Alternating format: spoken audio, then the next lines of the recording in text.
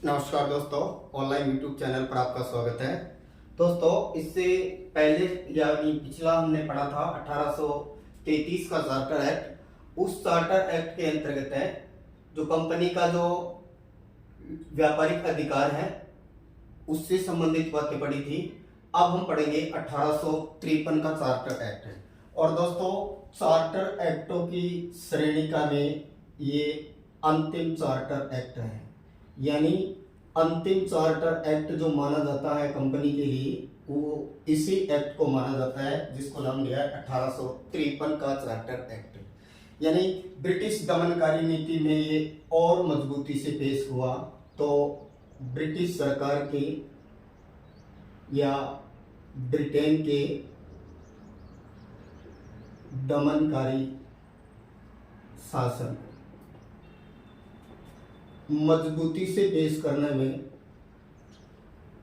या मजबूती से स्थापित करने में इस एक्ट ने अपनी महत्वपूर्ण भूमिका निभाई। इससे पिछला जो एक्ट आया था उस एक्ट के अंतर्गत है जो गवर्नर जनरल जो था, इस गवर्नर जनरल की जो परिषद हुआ करती थी, इस गवर्नर जनरल की परिषद में जो चौथा सदस्य जो था, ये सदस्य इससे पहले अस्थायी था। तो इस सबसे पहले तो चौथे सदस्य को क्या किया गया, स्थायी।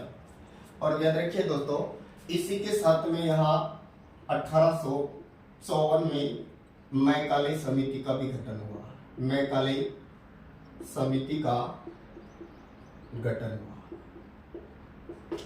यहाँ कंपनी के शासन को बढ़ाने की बात नहीं की गई थी, तो ये इसीलिए अंतिम माना जाता है। यानी कंपनी को कब समाप्त कर दिया जाएगा इसके बारे में इसमें स्पष्ट रूप से कुछ नहीं कहा। इसके अलावा जो कंपनी का जो शासन यानी जो शासन जो देखा करते थे, जिसको नाम दिया board of directors. Board of directors यानी बोर्ड ऑफ डायरेक्टर्स, ये जो हुआ करता था, इसकी स्थापना में इसमें 24 सदस्य हुआ करते थे। इनकी सदस्य संख्या घटा दी और अब कर दी 18 में से 6 सदस्य जो ब्रिटिश जो क्राउन था, ब्रिटिश क्राउन द्वारा मनोनीत होंगे। ब्रिटिश क्राउन मनोनीत करेगा या चुनाव करेगा इनका 6 सदस्यों का। इस तरह से जो ईस्ट इंडिया कंपनी का जो देखरेख का जो कार्य करता था बोर्ड ऑफ डायरेक्टर्स, यानी जिसको नाम एक तो था बोर्ड ऑफ डायरेक्टर्स और एक था कोर्ट ऑफ डायरेक्टर्स। यानी व्यापारिक मामलों के लिए बोर्ड ऑफ डायरेक्टर्स था और कोर्ट ऑफ डायरेक्टर, ये कहें कि डायरेक्टर, जिसको नियंत्रण मंडल का नाम दिया गया था, इसको बोलते निदेशक मंडल। तो जो कंपनी का जो निदेशक मंडल था, इस निदेशक मंडल में जो सदस्य होते थे 24, इनकी संख्या घटा करके इस समय कितनी कर दी, 18। और इन 18 में से भी 6 ऐसे थे जो ब्रिटिश क्राउन के द्वारा जाने जाते थे या उन्हें उनके द्वारा रखा जाता था। इसके अलावा दोस्तों, गवर्नर जनरल का जो वीटो पावर था ये बना रहा। गवर्नर जनरल का जो वीटो पावर था, ये वीटो पावर इस समय बना रहा। इसके अलावा इसी एक्ट के तहत कंपनी के, यानी ये कहें कि जो कंपनी के तौर पर, तो यहाँ पर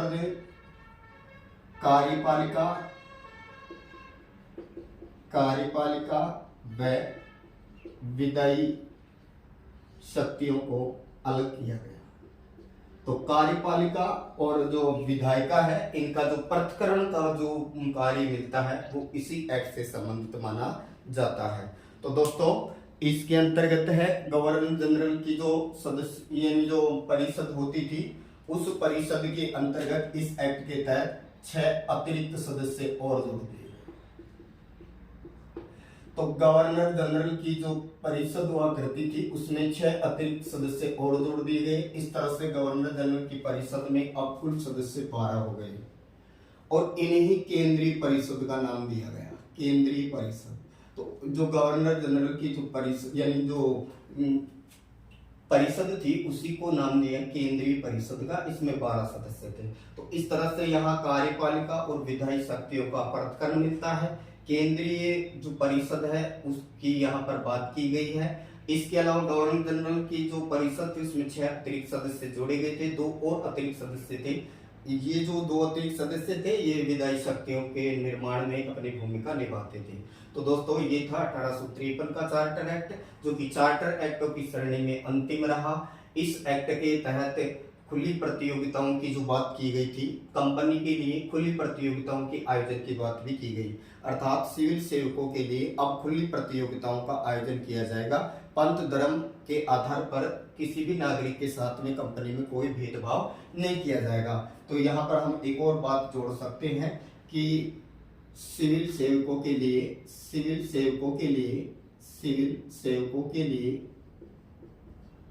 कंपनी में खुली प्रतियोगिता का क्या किया जाने लगा, आयोजन। दोस्तों ये प्रावधान इससे पिछले एक्ट में लाया गया था, लेकिन कंपनी के विरोध के कारण ये वहां पर सक्सेस नहीं हुआ, लेकिन यहाँ पर इसको लागू कर दिया गया। तो याद रखिए केंद्रीय परिषद का गठन हुआ, इसमें यानी ये कई गवर्नर जनरल के अतिरिक्त 12 सदस्य रखे गए थे, और यहाँ पर बोर्ड ऑफ डायरेक्टर्स जो नियंत्रक मंडल था इसकी सदस्य संख्या 24 से घटाकर 18 कर दी। अब दोस्तों नेक्स्ट हम अगला एक्ट चर्चा करते हैं, और इस अगले एक्ट को नाम देते हैं 1858 का भारत शासन अधिनियम। 1858 का जो भारत शासन अधिनियम है, ये अधिनियम अति महत्वपूर्ण माना जाता है। तो अब हम बात करेंगे 1858 का भारत शासन अधिनियम। ये जो अधिनियम है दोस्तों, इस अधिनियम के तहत क्या परिवर्तन हुआ? तो एक तो परिवर्तन भारत में और एक तरफ परिवर्तन ब्रिटेन में। तो सबसे पहले हम बात करें ब्रिटेन में, तो ब्रिटेन में जो एक तो नियंत्रक मंडल हुआ करता था, नियंत्रक मंडल, और एक होता था निदेशक मंडल। तो दोस्तों जो व्यापारिक जो कार्य थे कंपनी के, इनके लिए तो ये निदेशक मंडल था, और जो राजनीतिक कार्य थे कंपनी के राजनीतिक, इनके लिए ये जाना जाता था आपका नियंत्रक मंडल। इसमें ये दोनों ही ब्रिटेन के अंतर्गत थे, और इन दोनों को क्या कर दिया गया, समाप्त कर दिया गया। और शासन किसका शुरू कर दिया, यहाँ क्राउन का शासन शुरू हुआ, क्राउन या ताज का शासन शुरू हुआ, और इसकी घोषणा की महारानी विक्टोरिया ने, और इस घोषणा को पढ़कर सुनाया लॉर्ड कैनिंग ने, लॉर्ड कैनिंग ने। तो लॉर्ड कैनिंग भारत का वायसराय माना जाता है, प्रथम भारत का प्रथम वायसराय लॉर्ड कैनिंग, और भारत का अंतिम गवर्नर जनरल, क्योंकि इसके बाद गवर्नर जनरल का पद समाप्त हो गया था, इसलिए लॉर्ड कैनिंग भारत का प्रथम वायसराय है और भारत का अंतिम गवर्नर जनरल माना जाता है।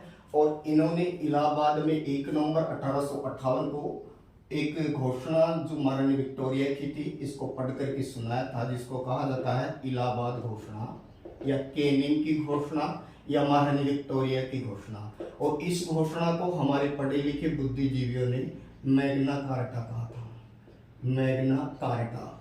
तो बुद्धिजीवियों ने जिसे मैग्ना कार्टा कहा था वो लॉर्ड कैनिंग का घोषणा था, और लॉर्ड कैनिंग ने इलाहाबाद में 1 नवंबर 1858 को एक घोषणा पढ़ी थी, जिसमें महारानी विक्टोरिया की घोषणा से संबंधित बातें थी। लोगों ने इस घोषणा को, बुद्धिजीवियों ने मैग्ना कार्टा का नाम दिया।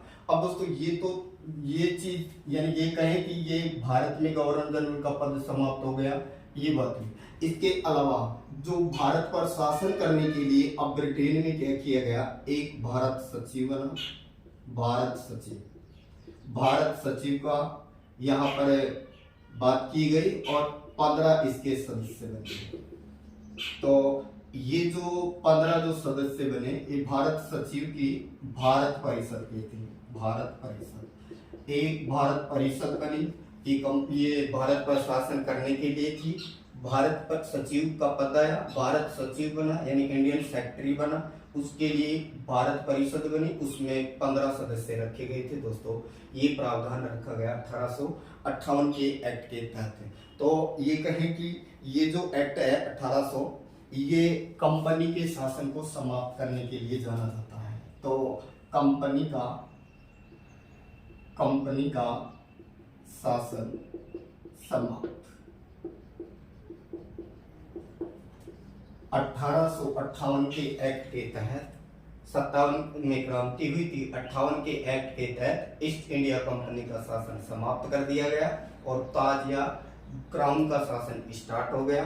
नियंत्रक मंडल और नियंत्रक बोर्ड, यानी जिसको नाम दिया जाता था बोर्ड ऑफ डायरेक्टर्स और कोर्ट ऑफ डायरेक्टर्स, ये बोर्ड ऑफ डायरेक्टर इनको समाप्त कर दिया गया और इनके स्थान पर भारत सचिव का पद आया और भारत परिषद और 15 इसमें सदस्य रखे गए और ईस्ट इंडिया कंपनी का शासन समाप्त हो गया। और इलाहाबाद की घोषणा को लॉर्ड कैनिंग ने पढ़ करके इलाहाबाद में सुनाई, जिसको बुद्धिजीवियों ने मैग्ना कार्टा कहा। तो दोस्तों ये जो 1858 का जो एक्ट है, ये एक्ट विशेष तौर पर इसलिए जाना जाता है क्योंकि इस एक्ट के तहत ईस्ट इंडिया कंपनी का शासन को समाप्त कर दिया गया था। चैनल को लाइक करें, सब्सक्राइब करें। Thank you.